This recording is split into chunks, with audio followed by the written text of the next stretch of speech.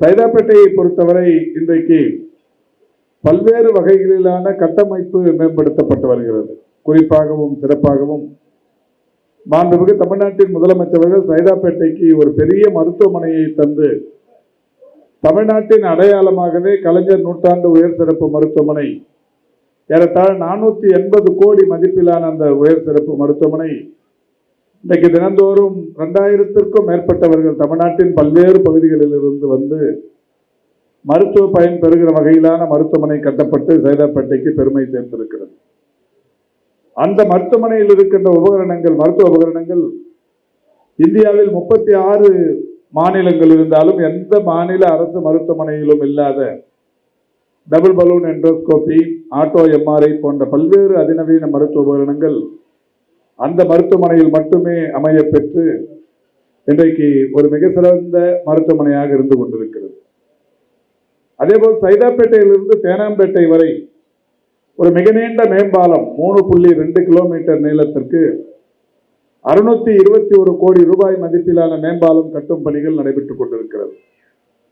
சைதாப்பேட்டை தொகுதியில் மத்திய கைலாஷ் அருகில் ஒரு 57 கோடியில் ஒரு மிகப்பெரிய மேம்பாலம் கட்டும் பணி நடைபெறவிருக்கிறது.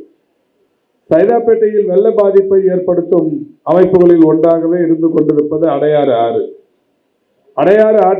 அடையாறு ஆற்றை ஆழப்படுத்தி அகலப்படுத்தி இருமருங்கிலும் தரையை மேம்படுத்தி ஒரு மிக சிறந்த சுற்றுலா மையமாகவே அதை ஆக்குவதற்கு 1500 கோடி நிதியை தந்து திருவிக பாலம் முதல் சைதாப்பேட்டை வரை 30 மாதத்துக்குள் அதை செய்து முடிப்போம் என்று சொல்லி இன்றைக்கு நிதியை தந்து பணியை தொடங்கி இருப்பவர் முதல்வர். இப்படி சைதாப்பேட்டையின் கட்டமைப்பை மேம்படுத்துவது என்பது இன்றைக்கு மாண்புமிகு முதல்வர் அவர்களால் மிக சிறப்பாக செய்யப்பட்டுக் கொண்டிருக்கிறது.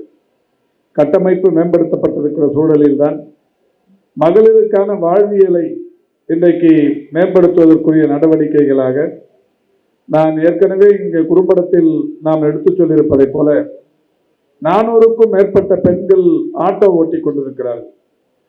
இந்த 400க்கும் மேற்பட்ட பெண்களுக்கு ஆட்டோ ஓட்டுவதற்குரிய பயிற்சி தந்து அவர்களுக்குரிய உரிமங்களையும் பெற்றுத்தந்து அரசின் மானியமான 1 லட்சத்தையும் பெற்றுத்தந்து இன்றைக்கு சைதாப்பேட்டையில் மட்டுமே 410 ஆட்டோக்கள் ஓடிக்கொண்டிருக்கிறது.